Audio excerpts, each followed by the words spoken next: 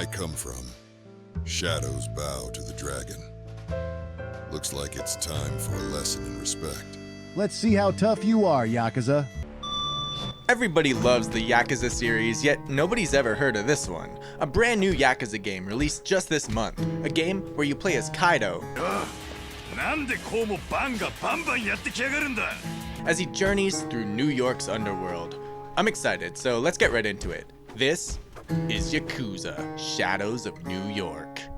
The main menu where you start the game doesn't inspire a ton of confidence. This is a PS5 exclusive, yet you can see the mouse in the top left corner of the screen. Don't know how they forgot about that one. It's not all that bad though. Most PS5 games only give you 2 or 3 graphics modes to pick from, but Yakuza gives you an entire suite of PC graphics options to toggle between. It defaults to high even though Ultra runs at a perfectly locked 60 FPS, which is odd. Medium and low both completely break the menu as well. Just leave it on high or ultra. It makes no difference. Once you actually get into the game, nothing changes, no matter what option you pick. The opening cutscene also doesn't give you a lot of confidence in the game. The cutscene loops endlessly until you skip it, which is insane and weird. We learn that Kaido has a mentor and a friend named Hiroshi.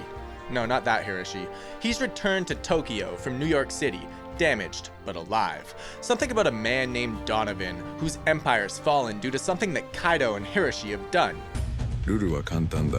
この地を倒せば、ニューヨークへの鳥が始まる。 When we were in the options menu earlier, you might have noticed that there's no controls tab. This is an issue, right off the bat. See, the camera vertical axis is vertically inverted by default, and you can't pause the game to change it because, well, there's no pause button. You literally can't pause the game. Let's get into the combat and controls then. The basic punch is done with the R1 button. There aren't any other buttons that correspond to any other attack, so you're really just mashing the R1 button over and over again. You can block enemy attacks with the L1 button as well though. There are also a couple other attacks I guess that have animations. These are performed with the D-pad and are essentially MMO-like attacks with damage or speed buffs on a cooldown timer. There's only a couple of them and there's no way to unlock extras, because there's no skill tree. Pushing triangle toggles between running around mode and combat mode, which is a bit weird, because this totally could have just auto-switched back and forth when enemies are present. And last up, we have strafing. Usually in Yakuza games, you can hold a button to strafe around the nearest enemy, but here, you push R3, which is weird, once to select the closest enemy, which allows you to strafe around them. There's no other way to strafe. This would mean that you need to constantly mash R3 to swap between enemies when they attack you, but the game's health system really makes you focus on taking out one enemy at a time. See, all enemies have regenerating health. If you don't take them out after you punch them once, it regenerates and you've wasted precious time. Kaido's health is also regenerative. There's no healing items in this game, because there's no items in this game. That's pretty much it for the combat. It's unbelievably repetitive, but I'd be lying if I say it didn't result in some cool motion capture moments and even cooler looking environments. Anyway, after the intro cutscene, Kaido randomly teleports to a tutorial in this random Japan area that has absolutely nothing whatsoever to do with the story to fight some guy in a suit. No idea who this guy is or why we're fighting. This'll never be answered either. We're not even into the real story mode yet, so let's get to the time swap. We're now in New York City. Kaido is following a trail that Hiroshi left via a scroll that points to St. Michael's Church. It says to Seek the sinner in the house of God. Kaido heads to the church. You Kaito? Jesus, Mary, and Joseph. I thought you'd be, I don't know, bigger? Size isn't everything, my friend. This is Danny Russo, a Brooklyn cop who's been coerced by corrupt police to infiltrate the Yakuza in New York, which I guess are a thing. He gives Kaido information that will lead him to Hiroshi. He lets Kaido know that there's a drop-off point in a subway station in the maintenance room. There, he'll find evidence to shut down these corrupt cops and blow a massive operation wide open. I had no choice. Choice is a luxury few can afford in this city, it seems. All units, backup needed. 346 Oak Avenue. Shit, they're here. I got a split. Remember Grand Central, Platform 9, and Kaito, trust no one. Then Kaido runs outside. Okay. Come and arrest me. The police then swarm the church. Well, 3 officers swarm the church, not all at once either. The church itself looks freaking amazing, with highly detailed walls, statues, chandeliers, and pews along the aisle. It gives you hope that this game may get pretty alright until you realize just how small it is. Yep, that's it. Kaido must now head to Grand Central, the underbelly of New York's beast. Kaido overhears officers talking about a man named Donovan, who's got a money-making operation at St. Jude's Hospital. Gentlemen, I hope I'm not interrupting anything delicate. We've got a ghost. Take him down. Well, well, looks like Donovan's boogeyman decided to show himself. Doesn't matter who he is. He's a dead man walking. The subway fight is the most bland battle in the entire game, honestly. It's a simple, basic corridor subway terminal that has random black endpoints. Look at that. It's literally unfinished. Kaido just fights a couple cops down here on his way to St. Jude's Hospital. Once they're down, the game fades to black. When Kaido arrives at St. Jude's Hospital. he asks for Angela Reeves, a name that has not been mentioned even once in this game so far. I have no idea who she is. I'm looking for Angela Reeves. I'm Angela. Can I help you? Angela works with Donovan. She helps him manipulate crime scene reports, and she does so because she's scared of Donovan. Scared that he'll go after her family if she doesn't cooperate. He threatened my family. I had no choice. There's always a choice, Angela. Kaido asks for proof of Donovan's crimes, and Angela provides. This has everything. Financial records, altered reports, even plans for future operations. But if Donovan finds out... He won't. But then the police arrive. Kaido escapes through a service elevator that leads down to the basement. Stay safe. This isn't over. Did you hear? Donovan's hosting that big charity gala tonight. At the Opera House, right? Talk about living it up while the rest of us suffer. A charity gala. The perfect cover for Donovan's illicit dealings. Looks like I have an invitation to the opera. Where did he get an invitation? All he got was a USB stick with doctored files on it. Why did the nurse come talk to Angela about Donovan? Why would she know who Donovan is? Kaido took the elevator to escape the building. How does he know what they're talking about? Who knows? But for now, the police have swarmed the hospital. The hospital fight with the police takes place in another weirdly detailed environment. Honestly, the hospital room has so many little details and items littered about the room that it's hard not to be impressed. The hallway is a lot less detailed, but the window's fun to look out. I never knew that New York City had environments that looked like that. That's it for the level though. It's just the one room, the hallway, and a couple guys to beat up. Eventually, Kaido heads to The New York Opera House, where the elite gargle champagne and swallow lies. Tonight, I'm crashing their masquerade. Kaido heads through Donovan's charity gala. We cut to Donovan to learn about the next steps of their plan. Will you grace us at the Aquarius Club tomorrow? I hear it's quite the wet affair. Wouldn't miss it.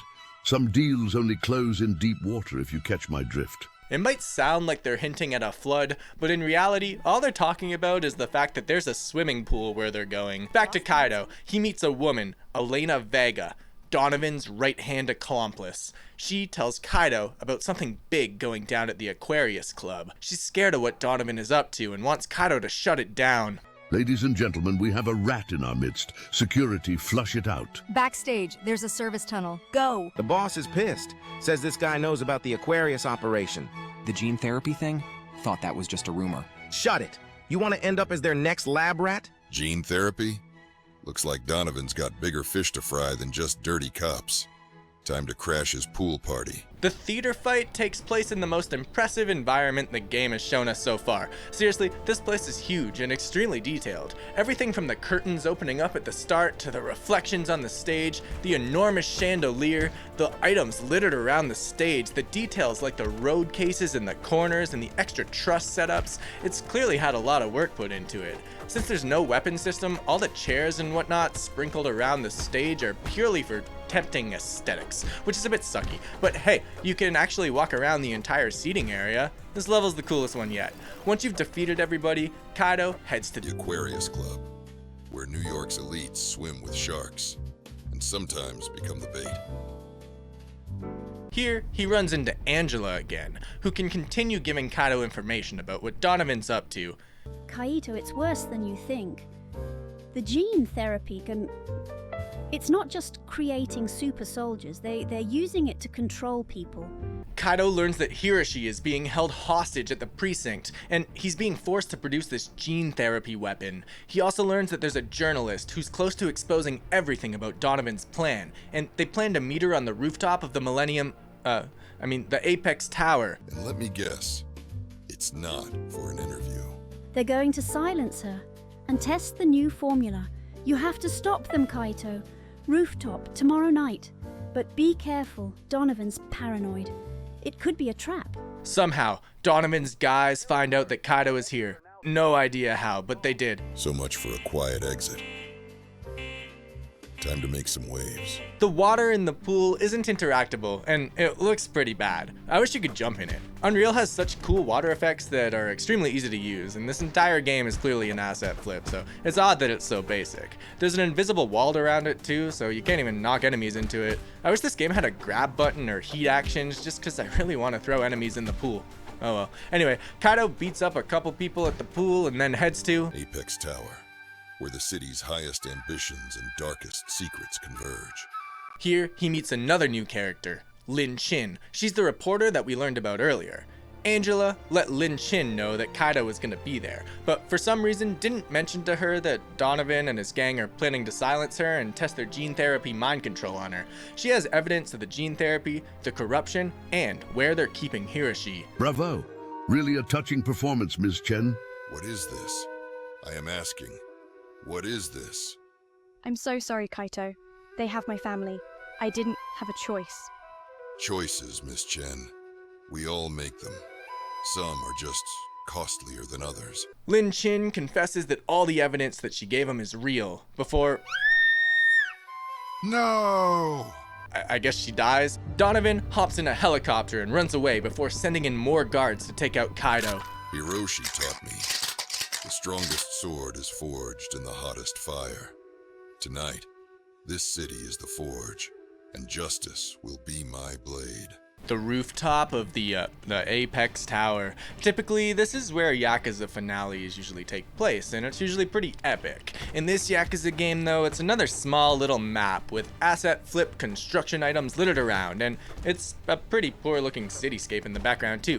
There's still one mission after this, and I promise it's way better than everything else that we've seen. You know how it is. Kaito takes out everybody on the rooftop and then heads to Donovan. The heart of corruption. Donovan's fortress. Tonight, it falls. Mei Lin's sacrifice. Hiroshi's capture. All roads lead here. To justice. Or vengeance. Hiroshi always said, descend into darkness to find the light. Never thought it'd be so literal.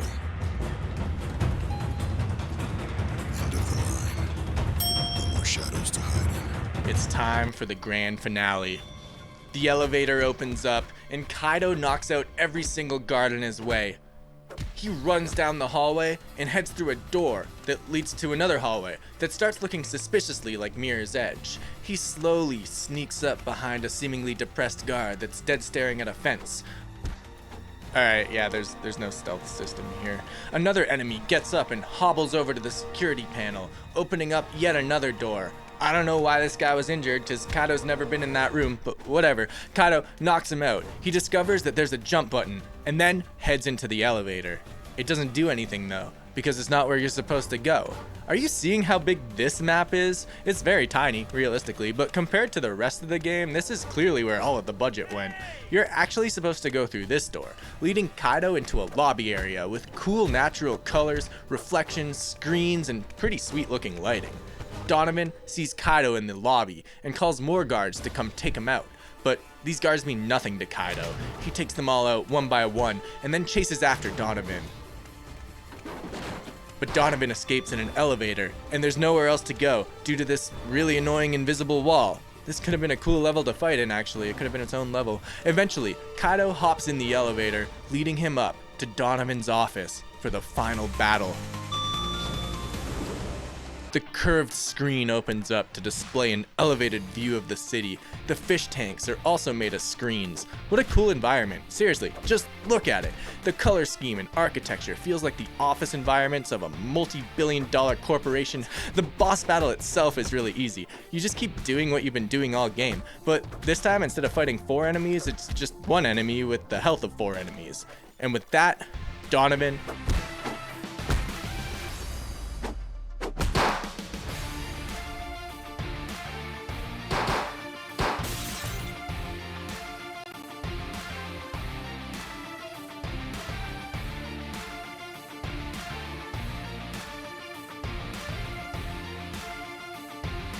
that's a wrap on Yakuza Shadows of New York. This really was the worst game in the Yakuza series. They removed so much from the usual mainline games. Combos, skill trees, upgrades, minigames, grabbing, heat actions, different stances, the open world. The returning characters from the mainline series have all been changed beyond recognition. And even for a spin-off, none of this makes any sense. Donovan and his gang aren't even Yakuza. I guess Kaido is, but why are the Yakuza going to New York City to destroy a guy that's trying to mind control the planet? How did they know in the first place?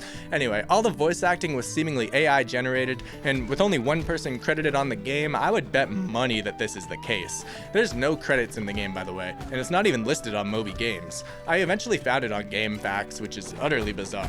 The game's short as hell, taking less than an hour to beat from start to finish. The menus are unfinished. It's not a great game, but you should probably go buy it if you want to have it, because I'm sure it'll be deleted from the PlayStation Store at some point. Anyway, that's all I got, so thanks for watching, guys. Sorry it's been so long. Love you guys, and I'll see you in the next one.